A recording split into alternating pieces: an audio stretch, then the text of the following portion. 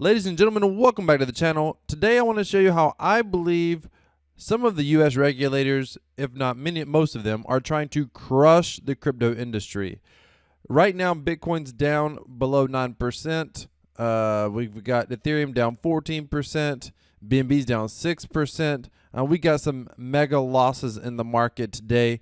And a lot of it's the fallout from FTX, but even that is a little bit odd and shady when it comes to the regulatory bodies that be. I'll be covering that a little bit later in the video. I actually have a full breakdown of everything that's happened with FTX and how the CEO basically went from being a darling in the industry, a darling to regulators, one of the largest political donors in the world. He was held as basically some sort of crypto investing genius. All of a sudden he's fallen from grace and his company's in shambles and is getting bought out by a competitor. I'm going to run down exactly sort of how that's happened step by step coming up in another video. So if you want to see that, make certain you subscribe to the channel. But right now I want to talk about regulators. What is happening? I want to just show you really some of the shadiness that's existing right now inside the SEC and what's going on. So right here, U.S. securities regulators win case against crypto company LBRY, LBRY. Now, this is a case that a lot of people don't know about. A lot of people are aware of the XRP case, but shortly after XRP, the SEC started going after XRP, they turned and started going after LBRY. This is a very interesting case for a lot of reasons, and again, people aren't following this case. I want to share a couple things with you. First of all, I'm very familiar with LBRY. I have my content up on their platform. Their platform is the Odyssey platform. You can see I'm right here.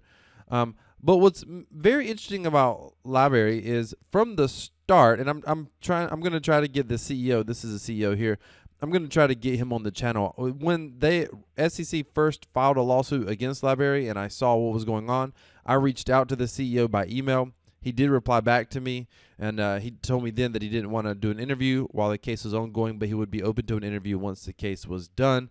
It's essentially done now, so I'll reach back out to him. But the most concerning thing about this project is how they attempted to be incredibly compliant with the SEC. They were very, very proactive with the SEC. So when this company essentially launched and they started, selling their LBRY token, the LBC token, LBRY credits, whatever you want to call it, when they started selling that token, they reached out to the SEC for guidance proactively. Just same thing you would do, the same thing I would do. You're like, I don't want to get in trouble. I want to make sure that I'm doing everything okay and that I'm doing everything right. So they reached out to the SEC firsthand.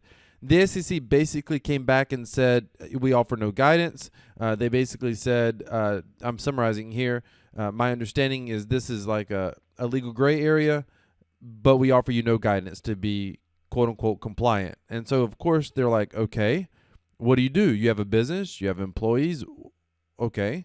So you move forward. A few months later, a year later, they reach back out to the SEC. Hey, here's what we've done. Basically, are we compliant? Can you help us here? And it comes back, we offer no guidance. A few months later, they come back, they reach out to the FCC again proactively. Hey, here's what we're doing.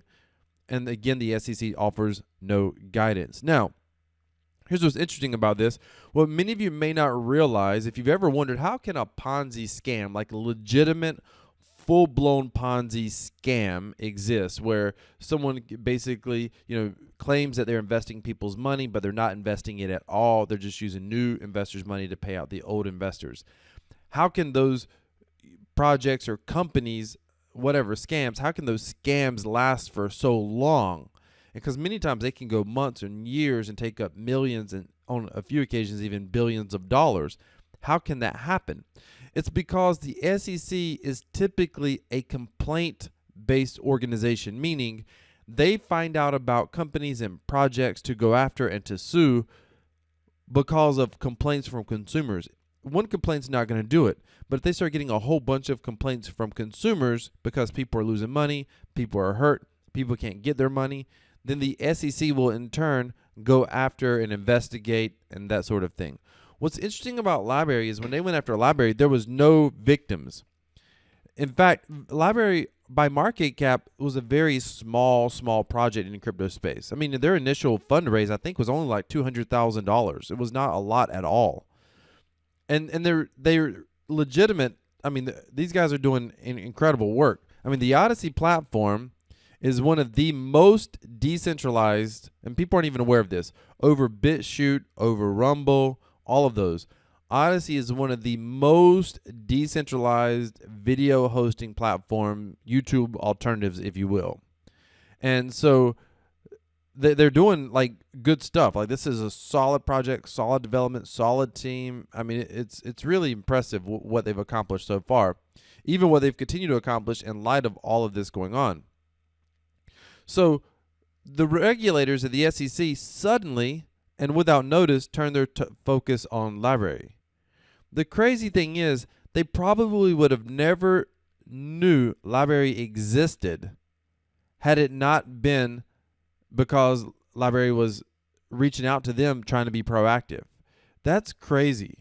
There was no complaints, no consumer complaints to be known of. Nobody was losing funds because LBRY hadn't made money. You couldn't even, it was hard to buy the LBRY token. It wasn't on a lot of exchanges, but creators could earn the tokens by uploading, and that was primarily what they used their token for. Allow people to tip on the platform, and creators initially got a LBRY token too when they uploaded content. That's how they got a lot of content creators to start bringing their content over to LBRY platform.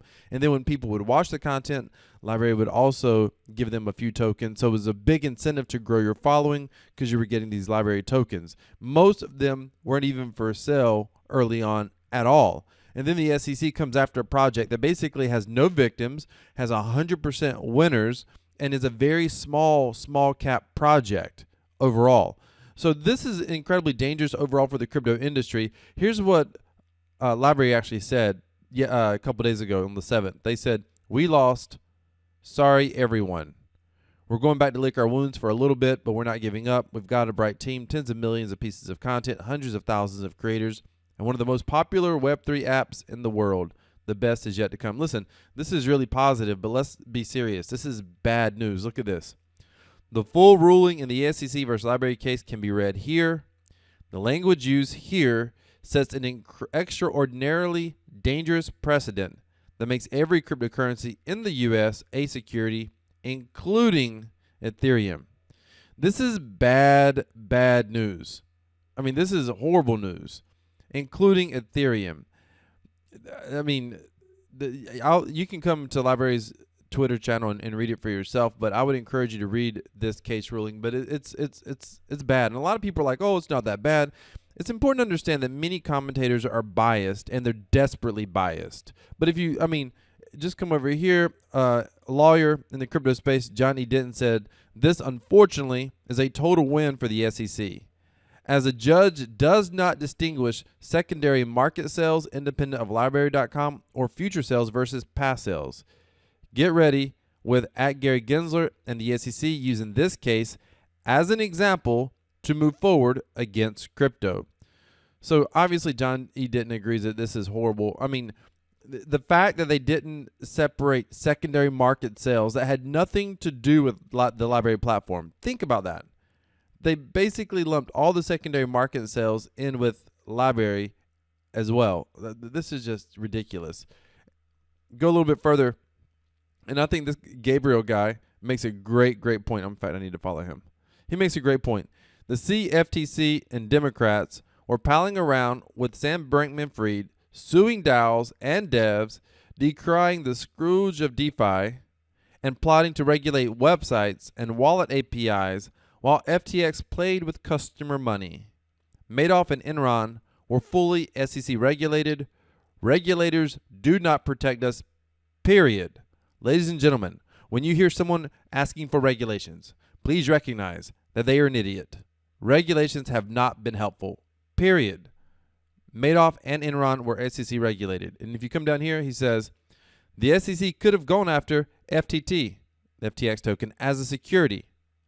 Instead, they sued a small, under-resourced YouTube fork that gave tokens to video creators as rewards for their creativity. All right, this is crazy. Right here, he went on to say, "I happen to think that very few people are consciously evil." I agree with this. "The SEC, CFTC, please stop harassing open source developers building a good software and focus your efforts on the people really playing games with other people's money and manipulating the market. Ladies and gentlemen, I don't think there could be any better explanation here. I mean, the fact that Sam Bankman-Fried was able to run a undercapitalized exchange and the FTT token was never considered a security, it's wild. And then they go after a small player like LBRY. Here we go. They're monitoring the acquisition. Eric Voorhees, this guy is he's the CEO of Shapeshift. This guy is a real deal fundamental crypto guy to the core. Like, he gets the bigger picture. Where was the CFTC as a custodian become insolvent? Oh, yeah, right. They were drafting regulations for DeFi. And I'll go into this in another video. But basically, the CFTC is now going to start monitoring, a regulatory body, is now monitoring Binance's acquisition of FTX. Ooh. Where was the CFTC as a custodian being FTX? Where was the CFTC as FTX became insolvent in the first place? Oh, right. They were busy drafting regulations for DeFi. And ladies and gentlemen, these DeFi regulations that they're trying to draft, they are essentially trying to make, at least the latest, what has been leaked, they are trying to make decentralized finance difficult or impossible. Well, they're going to make it illegal if they succeed. And what I mean by that is they want to make KYC necessary for all smart contract addresses, and at the most extreme example is making KYC necessary for you and I to send funds to each other from person to person. I have to have you KYC'd. I have to keep track of who you are, who your wallet is. And likewise, you have to do the same thing for me, and we have to do the same thing for everyone we send money to or crypto to, and every smart contract. It's the onus, the responsibility is going to be on us if they're successful what they want to attempt to try to do. Was the irony here is all of this was really probably the unraveling of Sam Bankman-Fried himself. Now, ladies and gentlemen, and I'll cover that. Sam Bankman-Fried, again, is the CEO of FTX. I'm going to do a full breakdown in my next video on exactly what happened with him and how he fell to grace. So be sure to subscribe for that. But here's what I want you to understand, ladies and gentlemen.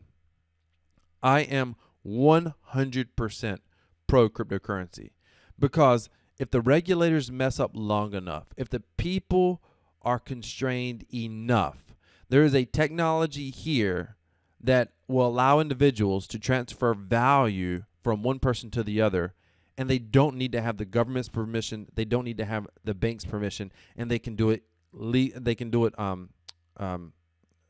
They can do the exact same. I started to say legally. It would be illegal. They can do it the exact same way that you would transfer cash from one person to the other. Except now, if your local mayor tried to tell you couldn't, transact in business, but customers wanted to come to you and you were willing to sell to them, then you could transact and no one could stop you. You just got to transact in cash. Well, cryptocurrency allows that same sort of permissionless, meaning someone doesn't need permission. You don't need permission to transact.